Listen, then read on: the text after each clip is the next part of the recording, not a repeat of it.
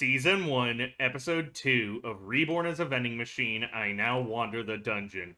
Or as I prefer to refer to it as, Vending Machine Isekai. So, it's still summer 2023, right? I am well on time, right? Not like Season 2 was announced and currently airing in summer 2025, right? I didn't fall behind. That would never happen. I didn't get lazy. I didn't push the series off. Stuff didn't come up, and a whole bunch of other excuses I could admit to.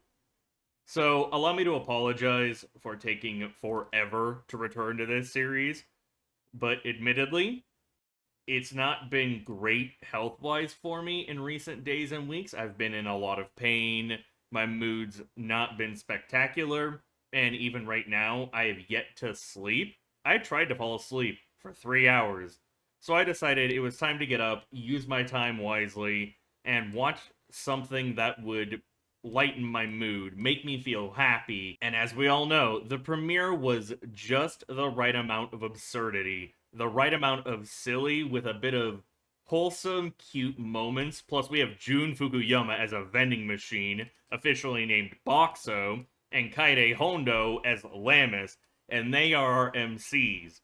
We are going to be traveling the dungeon. We're going to go see Hilumi once we get out of the Clearflow Lake Stratum. I believe that's where we are at right now, by paying for a transfer circle teleportation out of the dungeon. But until then, we're stuck making money, deepening the bond between our main characters, and seeing what else our favorite non-human MC, Mr. Vending Machine himself, Boxo, will stock in his supply or even acquire as a skill. Will he gain telepathy during this season, or will it be next season? Because right now, we have hello there for yes, and too bad for no, plus a couple other phrases. It's not much of a conversation, but at least he can converse with Lamis, and so far I've adored their dynamic. And I do believe this episode we will get the opening and ending, which I think was a snippet played at the very end of episode 1. It could have been the opening, but it also could have been the ending. I don't know which they wanted to play there. We will find out. I do have notes written down in advance. The opening is Fanfare by Bradio. The ED is The Usual Soup, Itsumu no Soup by Peel the Apple. And I have a couple other tidbits of information that would be relevant or I want to keep track of, like how 1 point per hour for the barrier skill is about 100 yen, and actually it's not the barrier skill, it's to keep him powered, but 1 point is 100 yen, and 100 yen is 1,000 owa, the currency of this world. I do want to see him use pseudo-life creation, necromancy, or even summoning, because those sound like crazy skills for a vending machine. But even in a series where a man died saving a vending machine because he was so passionate, to the point even I could relate, I don't know if I would sacrifice my own life to save a vending machine, but so far, the dude's been a fun MC, and yes, it is partially because of Jun Fukuyama bias. Either way, before we hop into the episode, if you want the unedited version of this reaction, it'll be over on my Patreon, link down below, amidst my social media platforms. Follow me on them, help me grow my community. Every bit of support truly does make a difference. Make sure you leave a like, comment, subscribe, hit that bell to be notified when I upload next. And shall we hop into the second episode of Vending Machine Isekai? Who knows? Perhaps I'll stick with it long enough to start Season 2, if it can pass the 5-episode rule. But considering how much I enjoyed Episode 1, safe to say we're already off to a great start. So, in 3, 2, 1.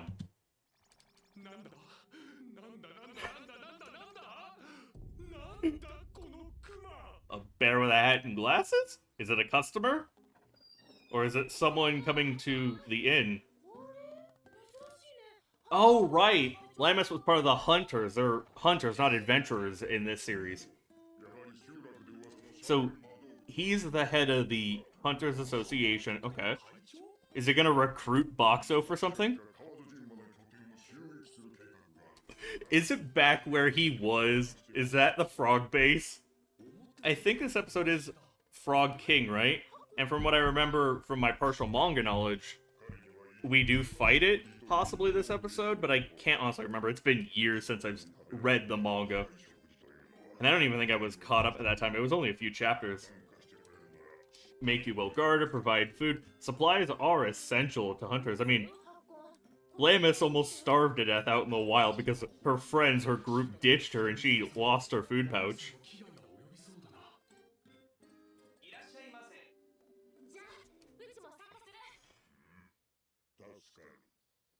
His voice is familiar.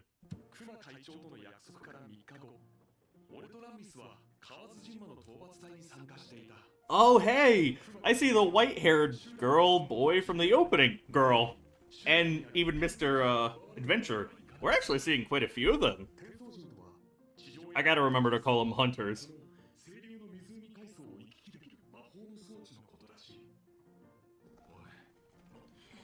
I do wonder why Lamis has an accuracy issue.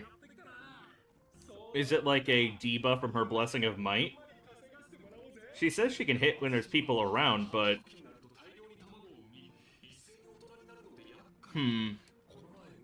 It could be a debuff, or maybe she has, like, near sight.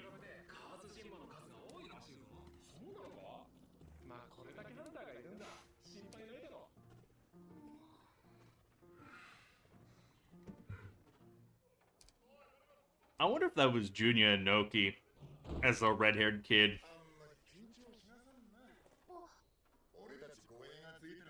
I know you're VA too. I wonder if we're gonna have a plot point where he gets stolen and we have to, like, fight to get him back and he fights to get out. But I don't think it's gonna be a series with wholly good-intentioned people. There has to be some bad apples.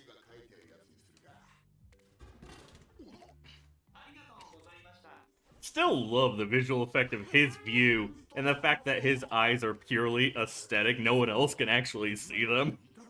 It's still a bit off-putting when he, you know, spawns the eyes.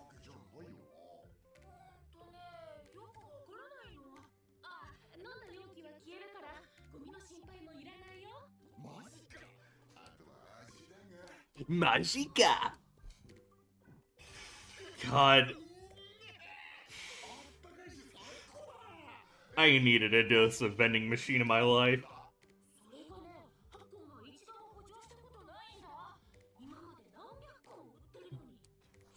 You'd have to explain how his powers work, and he can't talk more than, you know, interpreting via specific phrases. Filmia. Carry-oil. Carry-oil. Carry-oil? I think it's carry-oil.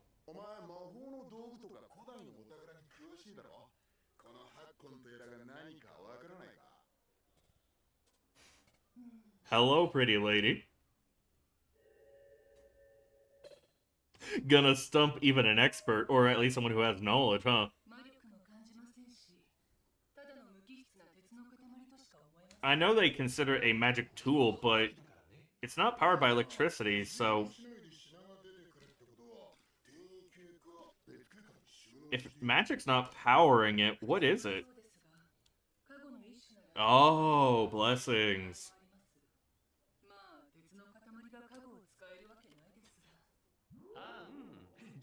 Yeah, she hasn't realized it has a will and conscience of its own, and that it can talk.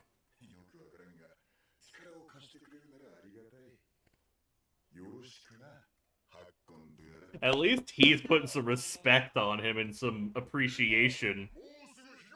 Granted, I think she is more of a kudere and unintentionally being rude.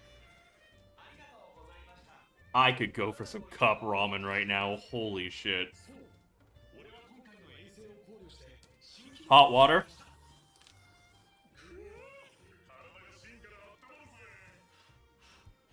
Oh.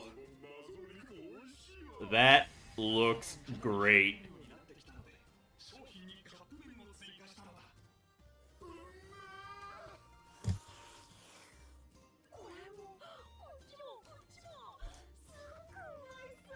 I'm very curious by the end of this whole expedition to slay some frog fiends, how many points will he have?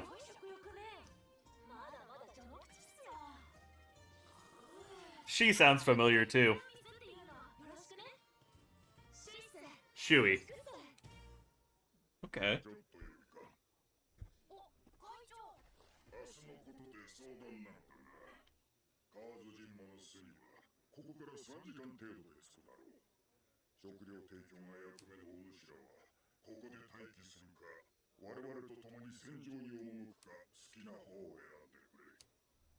I mean, that'd be a 6-hour round trip if they waited here.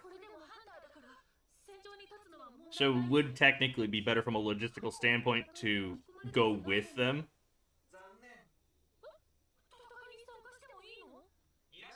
I mean, he does have skills. He has the whole barrier function too, so he could protect her if absolutely necessary. I like the director. But I don't fully trust him because I don't trust everyone in power immediately. Because, you know, schemes, theft, stolen glory, or quite literally stealing characters. I got a bit of caution in me.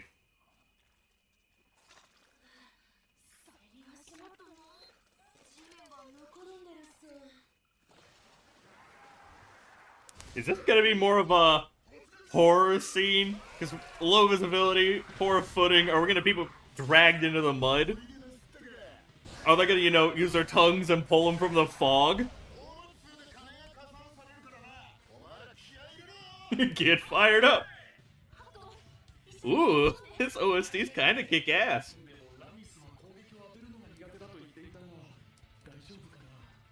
Yeah, we still haven't figured out why she's bad. At least at hitting. I wonder if her blessing... Oh, no, I was gonna say, I wonder if her blessing is essentially debuffed when she's solo, but buffed when she's with people, like when she has an actual party.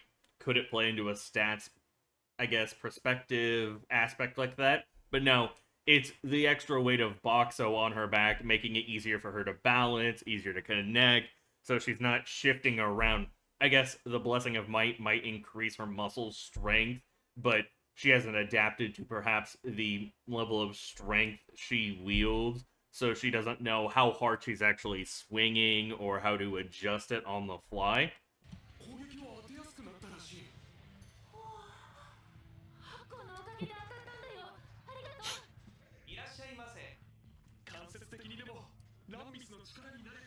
Yeah, well, I do believe you're probably stuck with her for life. Also, I'll make a note of it now. I really appreciate that none of the frogs have been CGI, poorly or well animated. It is all 2D animation. The movement, yes, is not the most fluid, but we've actually had some fairly cool moments in these action scenes. We're having not a lot of animation shortcuts. I wouldn't dare say call this amazingly animated, but I have seen far worse animation. I have seen far worse or far more average animation out there. This is definitely above average, if not good. And I really like that. Plus, the OST is giving me a little bit of bias, but, you know, for the studios Gokumi and Axis, however you pronounce it, they're doing a bit better than I expected, because I don't have exactly the highest of hopes for them because of what I know / lack of knowing when it comes to their production cycles and their staff on this project. So, I wasn't expecting anything crazy, but I am pleasantly surprised right now. I like how it feels a bit more fluid than I was gonna give it credit for. It's really nice. And I do like the fog backdrop too.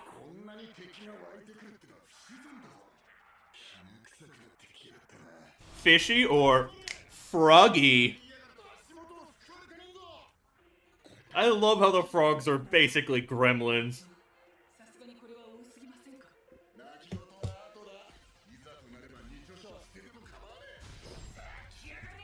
This OST is actually pretty fucking cool.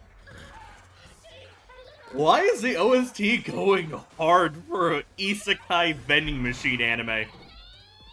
Barrier? Uncensored frog butt in my isekai?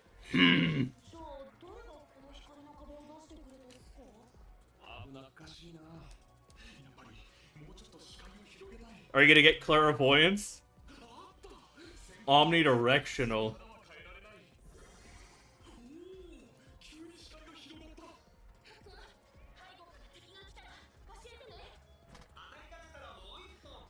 Moippon!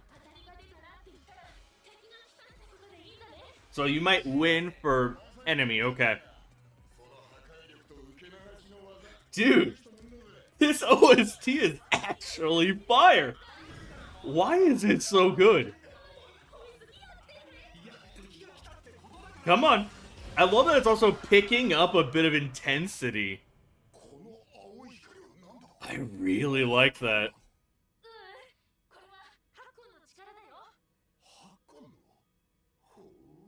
Oh. My thoughts exactly. You would be very convenient, Boxo. You gotta realize that.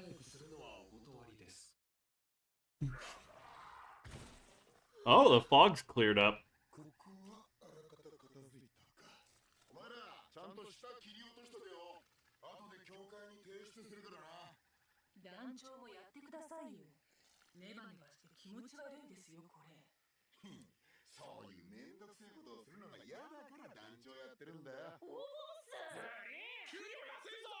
I think that's Junya Inoki.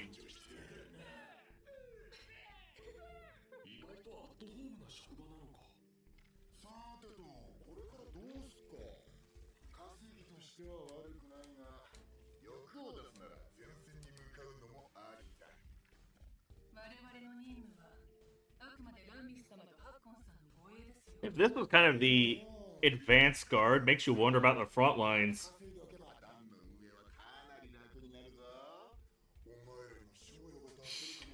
Masterclass manipulator, going from the money aspect. Seems he's done it enough that Philomena just gives up.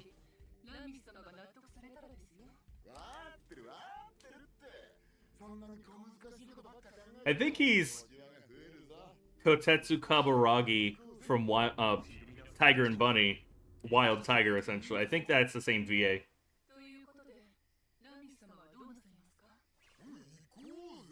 It's gonna bother me on who the VA is for Philomena because I know her and I'm gonna hate myself.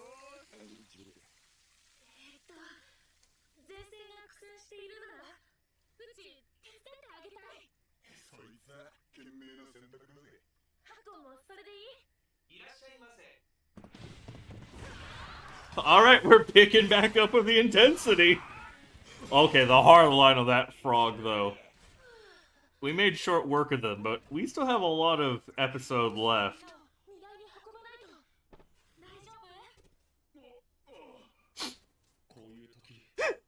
Princess carrying a man. She is fucking jacked. Oh, a free drink.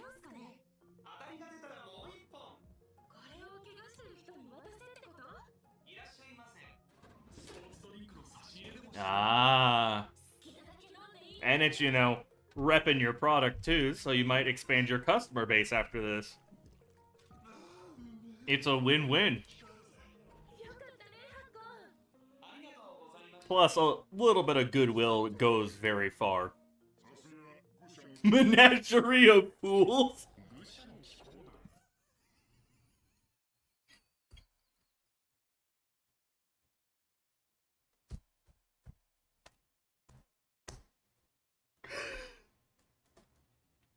The Menagerie of Fools. That is the perfect piss take of a title for a group. Oh my god. Was it their choice or was it thrust upon them? Did they just embrace it or did they choose it? Did they rep it themselves first? That definitely explains Carriole, Philomena, Shui. If Shui's a part of them or not, I don't know. But even the I wouldn't call them three idiots, but the three lower class, younger adventurers that were helping with the dismantling. I don't think we know their name just yet, but considering the vibe from the group, Menagerie of Fools definitely fits. I love I love weird names.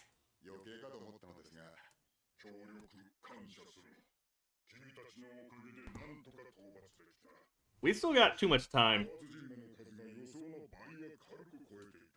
And I think the episode was Frog King, right?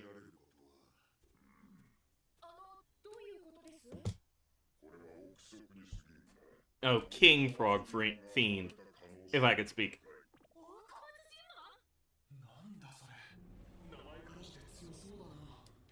I don't think it's as crazy as that. I'm expecting a frog with a crown on it. But I wonder basically if these frog fiends are the just a level of typical isekai enemy like goblins, like in Reincarnated as a Sword.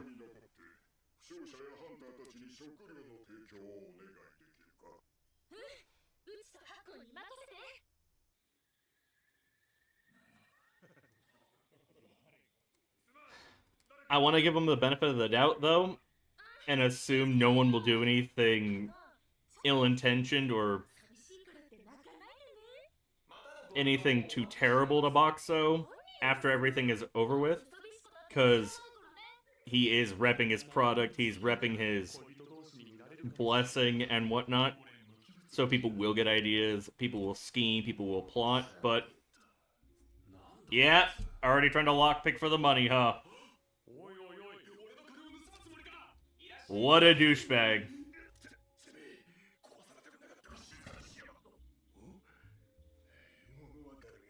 Is it poison? Is it filled with crappy crappy water? Oh my god! Okay, that was clever. It's his way of getting back at him. But not like he can actually attack right now. Uh-oh. Oh, Lemus is gonna be angry. Don't fuck with her friends. Don't fuck with her vending machine. You reap what you sow. I'm just more afraid of Boxo getting roped into actual big schemes. Wait, was Boxo right about his interpretation? Holy shit, he was close. Why is it on fire? That's a face. Oh my god. Okay, so basically those are their version of oxen and horse. I assume they're probably bred and live in the stratum.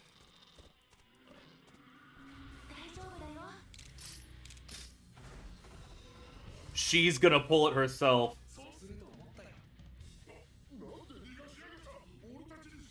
No, she has the Blessing of Might. Even that would still be a tall task for her. Oh, Linus, I love you. You're such a good girl. I don't know. I mean, even if you have the barrier, how much damage would it do to the barrier? Would it increase the drain of points? You'd still have to take it down.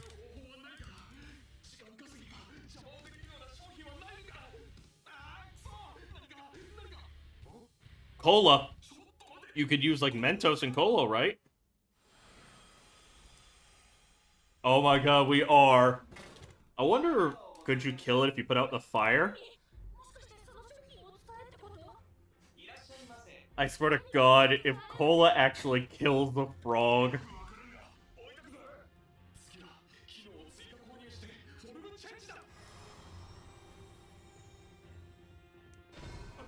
Oh my god, we're using Mentos and Cola. I apologize, there's something in my eye.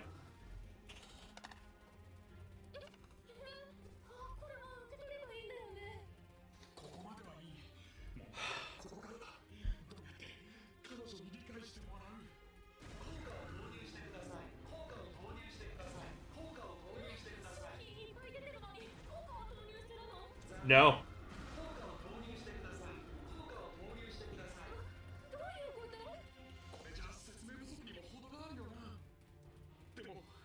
Come on, we need to get that telepathy skill, if you could ever find it.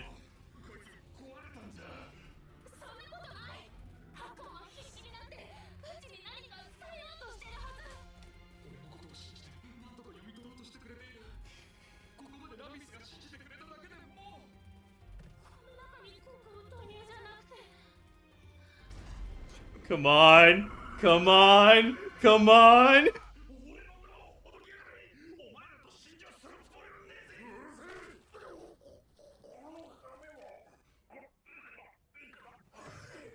Pure happenstance.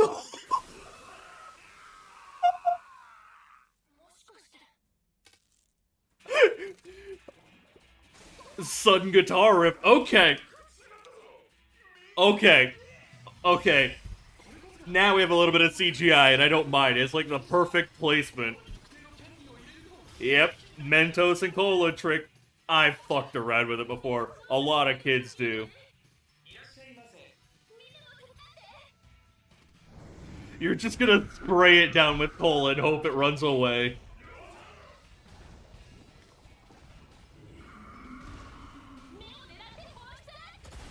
I swear to God, if this actually kills it.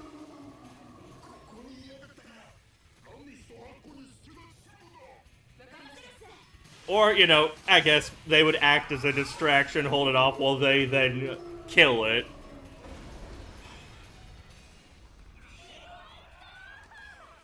Mentos and Cola, 1, King Frog Fiend, 0.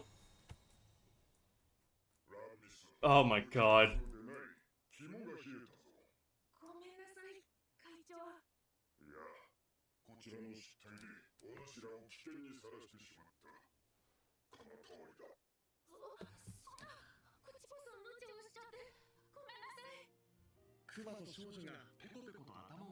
Yep, it's just an unending cycle of apologies.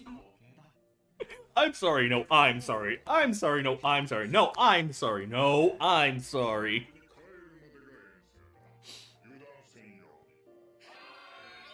Hi! I will not be watching the preview or anything like that, because I want to stay as blind about what's going to happen next. Okay, so what did I think about episode 2? Did my excitement feel sated? Feel satisfied? Was it worth the wait? Even if it's, you know, been 2 years since I continued it, since I last watched episode 1? I would say so. I wasn't, how do I say this, head over heels to the point I wanted episode 2 immediately. It's a very fun show. It's cute, it's wholesome, and it is just the right amount of absurd that it doesn't break my suspension of disbelief and ruin the experience for me. But I am isekai trash. Business is booming for me, because I got plenty to watch, especially since Season 2 is airing at the time of this recording, and I do plan to eventually catch up and finish Season 1 and Season 2. But I will say, it was even more absurd than I was expecting to use Cola and Mentos to hold off a boss or a King Frog Fiend.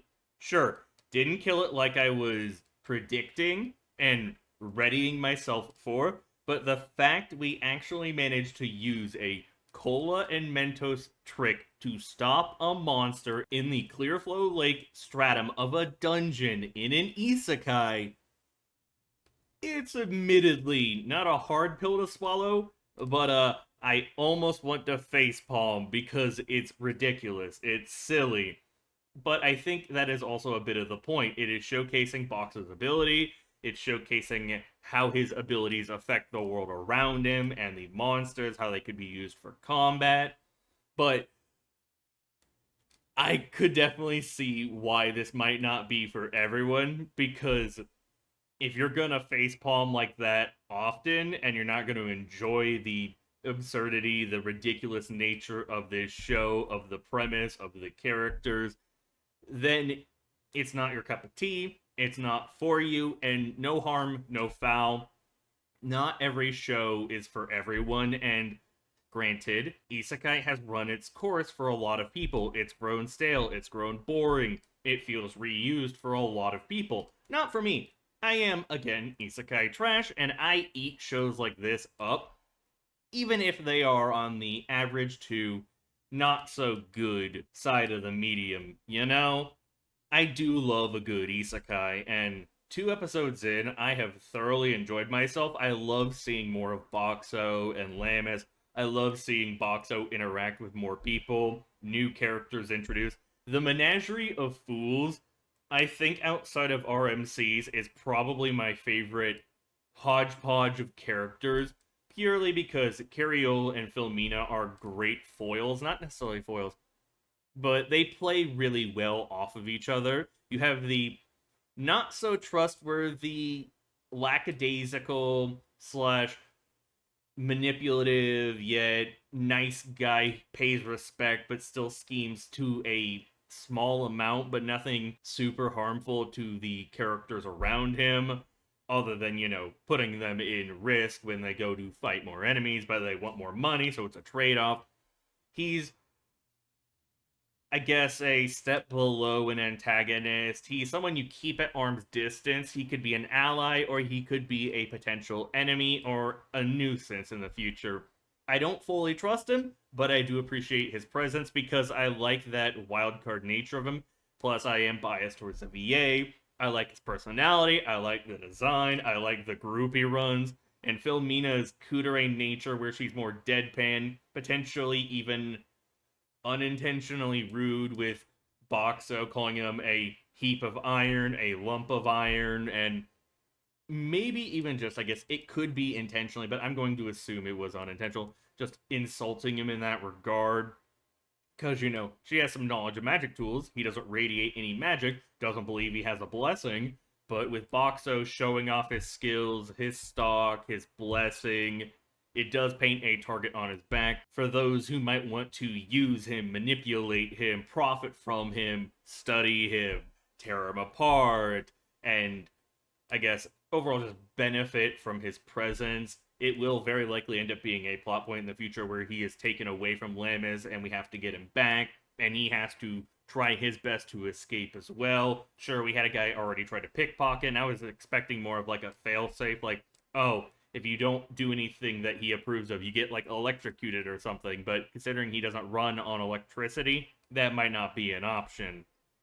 I do like that we did touch upon Lamis's accuracy issues and how it's been improved by the weight of Boxo on her back, and how you might win can now refer to if there are enemies behind her. So the bond and the teamwork between them continues to grow and strengthen. So it's very nice that we've touched base on that, elaborated a little bit, and even, I won't say it's probably fully resolved, but worked to improve her accuracy issue.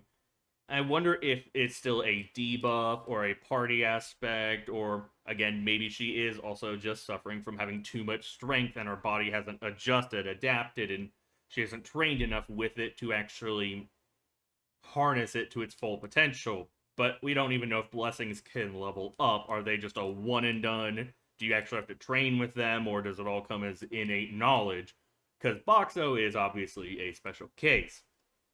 So, other than the Menagerie of Fools, I also do like the director of the Hunters Association, but I am sad we didn't get to see Munami, the Okami-san of the inn, we didn't see the Noble Lady, and we didn't really see Karios and Gorth, the guards, but I'm assuming they will come back around. We did sort of spend the entire episode on a frog hunting campaign, introducing a bunch of hunters and establishing some ties while repping and promoting and growing the interested fan base of Boxo. So, overall, it was a good episode. I think I prefer episode 1 a little bit because it was more ridiculous and wholesome and funny in its own way that I can't accurately describe. I think it just resonated a little bit more with me. This was a good episode, don't get me wrong. It lived up to my expectations.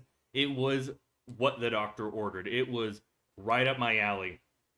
I am isekai trash, and I love the absurdity of a vending machine isekai where An MC was so in love with vending machines in Japan, which I can relate to, he sacrificed his own life to save one. And now he has a busty Maple VA Kaide Hondo heroine porting him around. Sure, he lost a lot of male bodily functions, but he is living a good life right now. He is living his passion, promoting it in an isekai world, no less.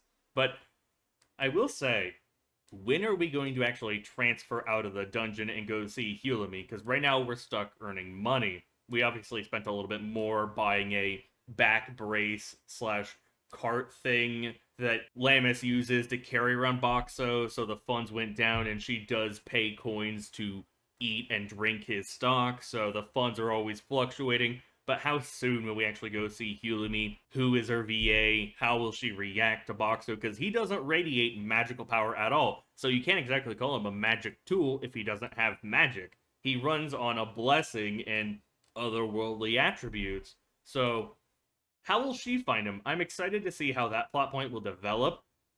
And, when he might use pseudo-life creation, necromancy, summoning, or even acquire telepathy. Because right now, one of the biggest hurdles, one of the biggest obstacles in his daily life with Lamis and others is his lack of communication ability outside of specific phrases. Could he update those phrases, or will he actually get telepathy? How long would that be? Either way, I would love to see it happen this season, but I could also see it coming up in Season 2. Or, who knows, maybe we won't actually ever need telepathy. Maybe Lamis will actually resonate further with Boxo and be able to hear the true words of his soul. So even if he says one thing, a preset phrase, she can actually hear his inner thoughts. It would be weird, but I mean, they do say if you spend enough time with someone, you can almost tell what they're thinking. Would this be a personification, or the epitome of that, rather? We don't know. Well, y'all might, but I don't know. And I am excited to see how this will turn out. 2 for 2. That is what I would say for Reborn as a vending machine, for Vending Machine Isekai. And I am eagerly awaiting episode 3. So, with that said, what did y'all think of my reaction, my commentary, the episode itself? What do you think of Isekai? What do you think of Vending Machine Isekai? What do you think of Boxo, Lamis? What do you think of the Menagerie of Fools? Please don't spoil anything upcoming in future episodes, Season 1 or Season 2. What do you think of the opening? What do you think of the ending song? I would love to know your thoughts down below. And when you're done leaving a comment, make sure you like, subscribe, hit that bell to be notified when I upload next. If you want the unedited version of this reaction, it'll be over on my Patreon, also linked down below, amidst my social media platforms. Follow me on them, help me grow my community. Every bit of support truly does make a difference. This has been AlduicS. Thank you all so much for watching. I will see you all in another video. Peace.